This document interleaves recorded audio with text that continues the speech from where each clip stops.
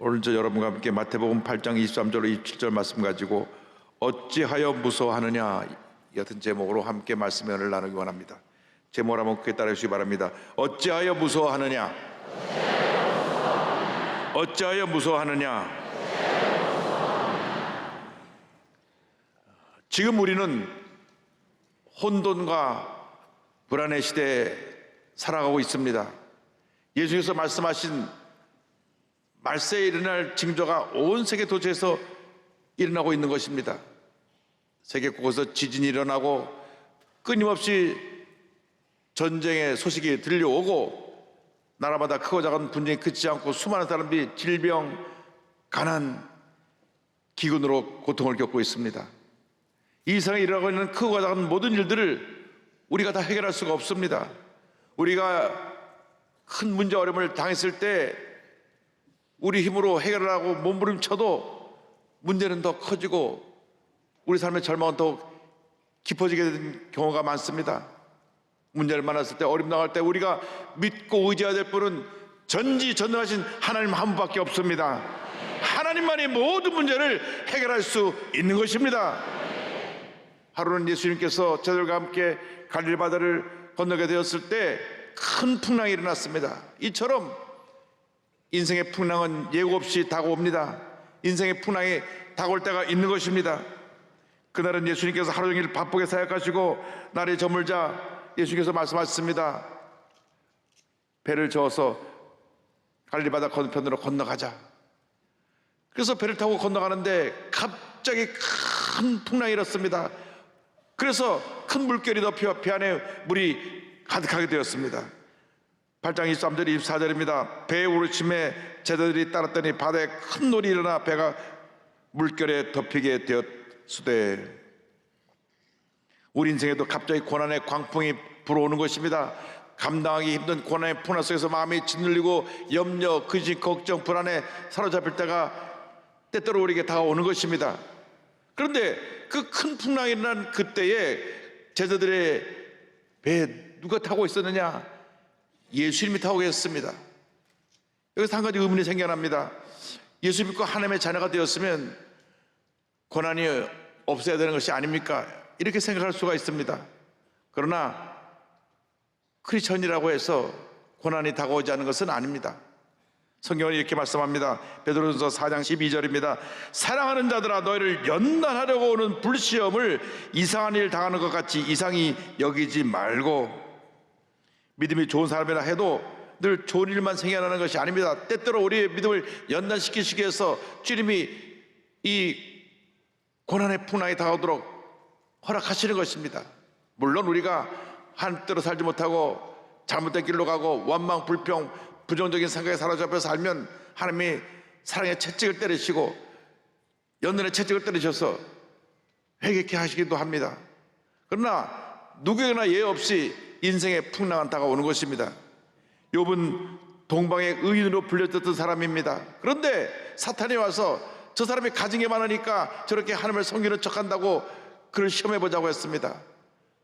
그래서 욥에게 고난의 풍랑이 다가왔습니다. 하루아침에 전 재산을 다 잃고 10 자녀를 다 잃고 몸의 건강마저 잃어버리고 보다 못해 부인은 하나님을 저주하고 죽으라고 그를 떠나가고 친구들은 와서 너 무슨 죄를 져서 그러냐고 그를 비난하기까지 했습니다. 그 극한 고난의 풍랑을 맞아 그가 엎드려 깨어졌을 때 본인이 아무것도 아님을 깨닫게 되었을 때 하나님께서 다시 모든 걸 회복시켜 주셨습니다. 우리가 건강하게 잘 지내다가 갑자기 몸이 안 좋아 보니까 몸에 병이 들어 입원하기도 하고 잘 되던 사업이 하루아침에 무너지기도 합니다. 착하고 말다듣던 아이가 사춘기를 지나가면서 갑자기 난폭해지고 술, 담배를 배우고 부모에게 대들고 하는 그런 일도 종종 생겨나기도 합니다. 우리 인생살아는 이 같은 경제적인 풍랑도 다가오고 가정적인 풍랑도 다가오고 건강의 풍랑도 다가오고 믿었던 사람이 배신하는 인간관계의 풍랑도 다가오는 것입니다. 중요한 것은 풍랑을 만나는 것이 문제가 아니라 이렇게 우리에게 다가오는 풍랑을 어떻게 잘 극복해 나가야 하느냐, 이것이 중요한 것입니다. 우리가 믿음으로 주님을 바라봄으로 모든 풍랑을 잘 이겨나가야 될 것입니다. 예수님의 제자들은 대부분이 이 갈리바드 잔뼈가 굵은 사람이라 갈리 호수가 가끔 큰 풍랑이 나는 것을 잘 알고 있었습니다. 그래서 풍랑을 대수롭게 여기지 않고 스스로 풍랑을 이겨보려고 했습니다. 그런데 아무리 노를 젓고 풍랑을 이겨보려 해도 점점점 풍랑이 심해지고 물이 쏟아져 들어와서 배가 잠기게 되어서 가라앉을 위험에 처하게 된 것입니다. 마가복음 4장 37절에 이렇게 설명합니다. 큰 광풍이 일어나며 물결이 배에 부딪혀 들어와 배에 가득하게 되었더라. 사람들은 누구나 문제를 만나면 자기 스스로 문제를 해결해 보려고 몸부림칩니다. 그런데 온갖 노력을 기울여도 문제는 해결되지 않고 점점점 상태가 더 악화가 되고 깊은 수렁에 빠질 때가 많이 있는 것입니다. 이것은 하나님께서 우리가 연약한 존재임을 깨닫게 하고 전폭적으로 하나님 의지하게 하시는 하나의 신앙의 훈련 과정인 것입니다. 미국까지 잘 사는 나라도 허리케인이 한번 불고 돌풍이 지나고 나면 쑥대밭이 됩니다. 자연의 분노 앞에서는 전혀 손을 쓸 수 없이 무기력한 것을 우리는 깨달아 알게 되는 것입니다.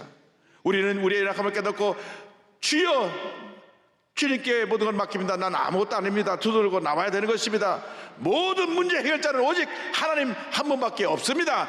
하나님만이 우리의 문제를 해결하시고 우리를 회복시켜 주시고 우리를 고쳐주시고 우리를 주님의 가로 인도해 주시는 것입니다.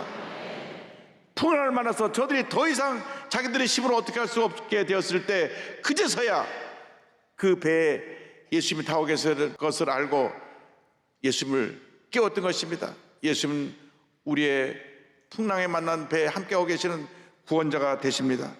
24절 25절은 말씀합니다. 예수께서 주무시는지라 그 제자들이 나와 깨우며 이르시되 주여 구원하소서 우리가 죽겠나이다. 큰 풍랑 속에서도 예수님은 주무시고 계셨습니다.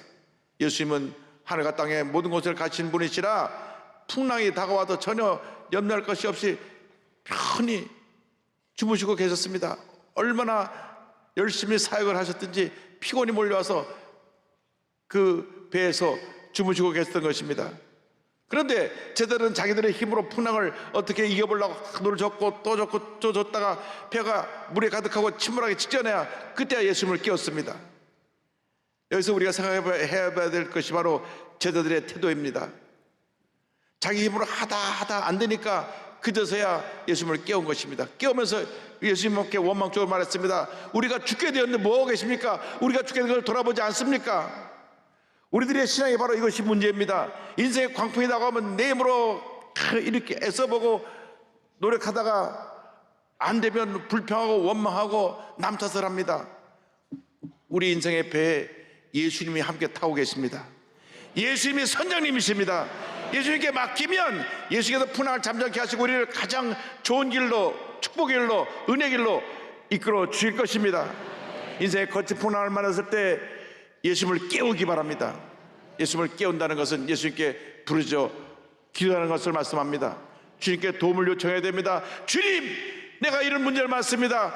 이 문제를 주님 해결하여 주시옵소서. 풍랑이 다가올 때, 문제가 다가올 때, 어려움이 다가올 때 주의 도우심을 간구해야 됩니다. 오직 예수님만이 우리의 모든 문제를 해결하시는 해결자가 되시는 것입니다.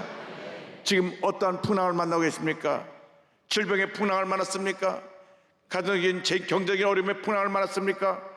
어떤 풍랑을 만났더라도 주님께 부르짖어 기도하시기 바랍니다. 주님을 깨우시기 바랍니다. 우리의 간절한 기도로 주님을 깨우기만 하면 광풍은 그 순간에 잠잠해지게 되는 것입니다. 기도만이 환난을 이기는 유일한 길인 것을 잊지 않게 되기를 바랍니다. 불태전의 믿음을 갖고 부르짖어 기도하고 또 기도하고 또 기도하고 또 기도할 때 주님이 우리의 기도를 들으시고 응답해 주시는 것입니다. 예레미야 3장 3절을 말씀합니다. 너는 내게 부르짖으라. 내가 내게 응답하였고 내가 알지 못하는 크고 은밀한 일을 내게 보이리라. 부르짖으라, 부르짖으라. 주님 말씀하십니다. 고난 가운데, 절망 가운데 낙심하고 주저앉아 있지 말고 주님 앞에 부르짖으라고 말씀합니다. 도울 힘이 없는 세상의 방백들을 의지하지 말고 문제 해결자 되신 주님 앞에 나와 부르짖어 기도하고 또 기도하고 또 기도하면 놀라운 은혜가 임하게 되는 것입니다. 여러분 스스로의 노력으로 문제를 해결해 보려고 노를 젓지 말고 기도의 노를 저어서 풍랑을 잠잠케 하는 그 놀라운 은혜를 체험하게 되기를 바랍니다. 주님을 깨우셔서 주님께서 잠잠하라 하는 그 순간 모든 풍랑이 잠잠해지는 그 은혜를 체험하는 여러분 모두가 되기를 바랍니다. 때때로 주님이 주무시는 것 같을 때가 있습니다. 내가 이런 고통을 당하는데 왜 주님은 나를 지켜만 보고 계신가? 내 왜 기도는 응답되지 않는가? 왜 내가 이렇게 어려움 나가는데 아무도 나를 도와주지 않는가? 이럴 때가 있습니다. 바로 그때가 주님 앞에 더 엎드려 기도할 때입니다. 절대로 포기하지 말고 주님 앞에 엎드려 기도하고 또 기도하고 또 기도하고 또 기도하면 주님의 은혜와 응답과 축복이 다가오는 것입니다. 기도원에 올라가서 기도거리 들어가서 부르짖어 기도하시기 바랍니다. 금식하며 기도하시기 바랍니다. 사정 결단을 내려서 기도하고 또 기도하고 또 기도하면 하나님이 그 기도를 들으시고 놀라운 은혜를 베풀어 주시는 것입니다. 하박국 2장 3절입니다. 비록 더딜지라도 기다리라. 지체되지 않고 반드시 응하리라. 예수님이 깨어나셔서 바람을 꾸짖으시니 바람이 그치고 바다가 잠잠해졌습니다. 8장 26절입니다. 예수께서 이르시되 어찌하여 무서워하느냐 믿음이 작은 자들아 하시고 곧 일어나사 바람과 바다를 꾸짖으시니 아주 잔잔하게 되거늘. 우리 인생의 풍랑을 잠잠케 하시는 분은 예수님 한 분밖에 없습니다. 예수님이 잠잠하라. 그 순간 풍랑이 잠잠해지는 것입니다. 예수님이 귀신을 꾸짖듯이 광풍을 꾸짖으셨습니다. 잠잠하라 고요하라. 예수님 말씀 한마디에 모든 풍랑이 잠잠해지고 고요한 바다가 되었습니다. 우리 주님은 천지 만물을 창조하신 창조주 하나님이십니다. 전지전능하신 하나님이십니다. 사탄은 때때로 사람을 통해서 물질을 통해서 환경을 통해서 우리를 괴롭힙니다. 여러 가지로 우리에게 시험이 다가오는데 우리를 넘어뜨려서 하나님을 멀리하고 주님을 떠나게 하려는 사탄의 계략인 것을 여러분 잘 알고 예수의 이름으로 명하여 이 흑암의 세력을 물리치시길 바랍니다. 예수 그리스도의 이름으로 명하노니 내 속에 풍랑아 젖은 흑암의 권세는 물러갈지어다. 인생의 풍랑아 잠잠하라. 질병의 풍랑아 잠잠하라. 가정의 풍랑아 잠잠하라. 사업의 풍랑아 잠잠하라. 믿음으로 선포하시기 바랍니다. 몸이 아플 때 질병의 풍랑아 잠잠하라. 사업이 어려울 때 사업의 풍랑아 잠잠하라.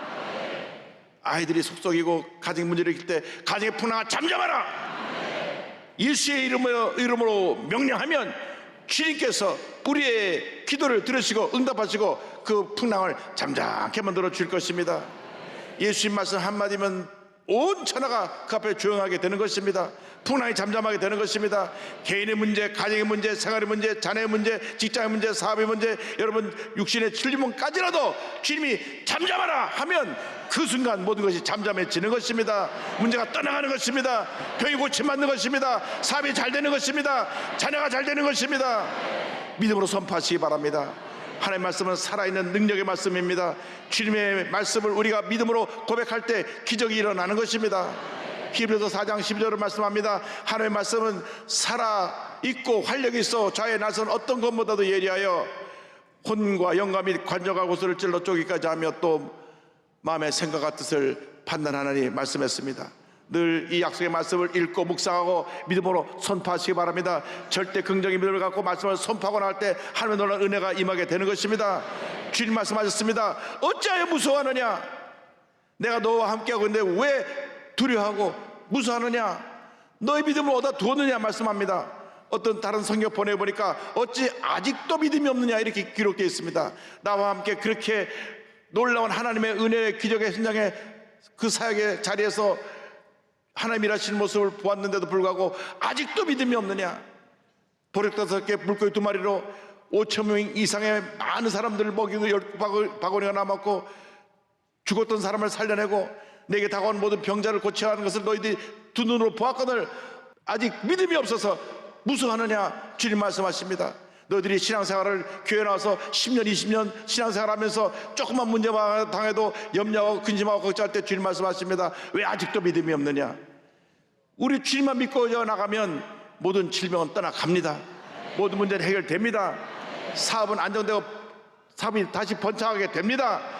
잠시 잠깐 어려움의 시간을 지나가지만 풍랑이 잠깐 일지만 주님이 명령하시면 풍랑은 잠잠해지고 모든 것이 정상이 되고 하나님의 은혜와 축복이 임하게 될 것입니다. 강하고 담대한 믿음을 갖고 전진 또 전진한 여러분 모두 되기를 바랍니다. 꿈꾸는 자의 무한 도전의 저자인 시각장애인 신인식 목사님의 삶은 한편의 드라마와 같습니다. 4살 때 시력을 잃고 초등학교 4학년 때 폐결핵 말기 판정을 받습니다. 당시 결핵 말기라고 하면 열의 9은 죽는 시절이었습니다. 그런데 그 절대절망의 상황에서 문제 해결자 대신 하나님을 붙들고 기도했습니다. 주님 날 고쳐주실 것이다. 이 폐결핵의 풍랑은 잠잠할지어다. 6개월 못 넘기고 죽는다고 한 그가 6개월이 지나고 1년이 지나고 2년이 지나고 3년이 지나고 4년이 지나서 완전히 그는 폐결에서 노예를 받고 건강한 몸이 되었습니다. 할렐루야. 그런데 그가 앞을 보지 못하니까 하루하루 살아가시 너무나 힘들었습니다. 그래서 신문 배달, 전화 교환원 등 아르바이트를 하면서 공부를 하는데 앞도 볼 수 없는 그가 어떻게 신문 배달을 할 수가 있었겠습니까? 고등학교 2학년 때 생활비를 벌기 위해서 신문 배달을 하기 위해서 신문사를 찾아가서 책임자를 만나게 해달라고 그랬습니다. 내가 신문 좀 배달해야 되겠으니 나를 신문 배달하는 사람으로 좀 채용해 주세요. 그러니까 너 앞도 못 보면서 무슨 신문을 돌리라 그러냐. 사람들이 혀를 차며 말했습니다. 살다 별일을 다 보내. 앞도 못 보면서 신문 배달을 한다고? 그러나 그는 포기하지 않았습니다. 수업이 끝나서 매일 찾아갔습니다.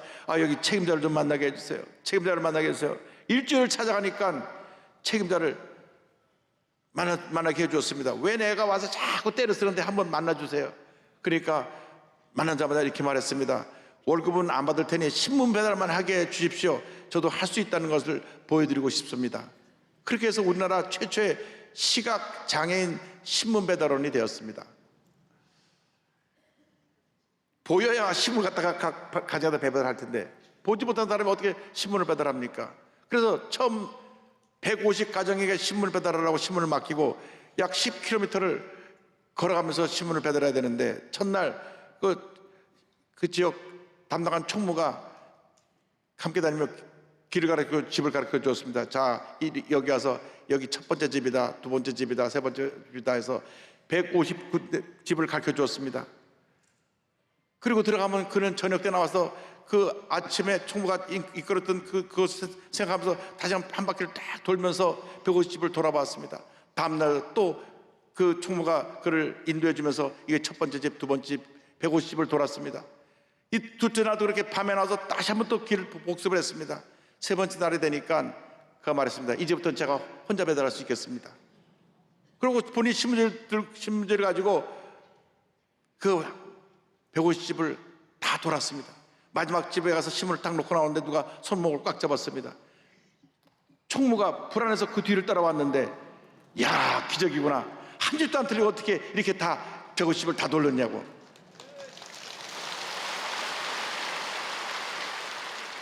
나중에 알고 보니까 그에게 배정해 준 집은 신문 구독을 끊겠다고 연락이 온 150집입니다.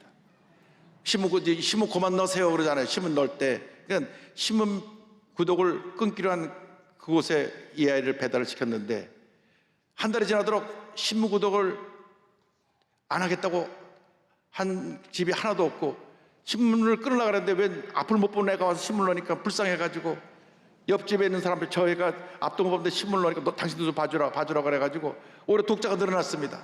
하루는 신문지국 사장님이 불러서 찾아가니까 내 덕분에 신문을 계속 보겠다 하시는구나. 그렇게 잘해낼 줄 몰랐다 하고 보너스를 또 주셨어요. 할렐루야.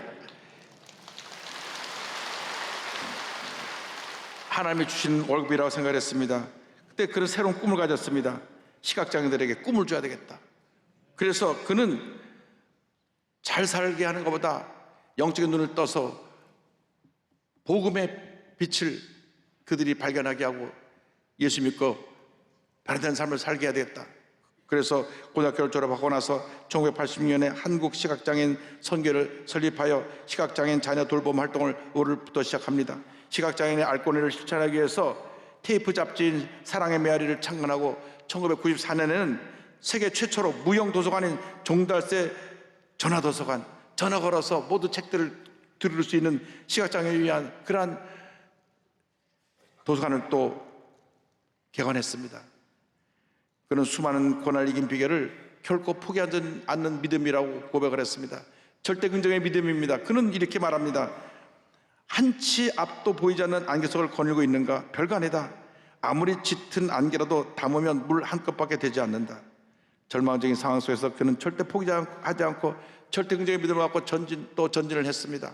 웬만한 악기는 다 연주하고 세계 일주와 국도 순례도 하고 10년 동안 기도로 최고의 아내도 얻고 스라의 남매를 두고 있는데 이 두 아이가 중학생 때 미국으로 건너가서 학교를 벌면서 스스로 공부하는 청년으로 잘 컸습니다. 그는 스스로 더 주의 복음을 잘 전하해서 열심히 공부하는데 서울 장로교 신학대학을 졸업한 후에 미국 페이스 신학대학원에서 박사과정을 수료하고 명지대학교에서 사회복지학 석사를 하고 그리고 대구대학교에서 재활과학대에서 직업재활 전공으로 이학 박사 학위를 취득하기도 했습니다. 할렐루야. 저는 이분의 간증을 읽으면서 우린 두 눈 뜨고 뭐 했지? 여러분, 꿈과 믿음을 가지면 불가능은 없습니다. 여러분, 이분보다 훨씬 더 좋은 신체적 조건을 갖고 있지 않습니까? 꿈과 믿음을 갖고 도전하고 또 도전하고 또 도전하시기 바랍니다. 어떤 절망의 풍랑이 다가와도 절대적인 믿음으로 나가면 풍랑은 잠잠해지는 것입니다. 그런 일생을 뒤돌아보면서 모든 것이 하나님의 은혜라고 고백합니다. 오늘도 무한 도전을 꿈꿉니다. 절망을 만날 때마다 이렇게 말합니다. 하나님, 저를 대체 얼마나 크게 쓰시려고 이런 아픔을 주시나요? 어떤 계획을 하고 계시기에 이런 경험을 하게 하시나요? 그러나 기다리고 또 기다리겠습니다. 그러면 오래지 않아 하나님은 문제를 해결해 주셨습니다. 그래서 안달복달하지 않아도 하나님은 다 알고 계시며 모든 일에는 정해진 데가 있다는 것을 압니다. 과거의 고난이 오늘의 저를 만들었습니다. 할렐루야. 어떤 고난이 다가와도 예수님 십자가를 붙잡고 전진 또 전진하는 여러분 모두가 되기를 주님의 이름으로 축원합니다.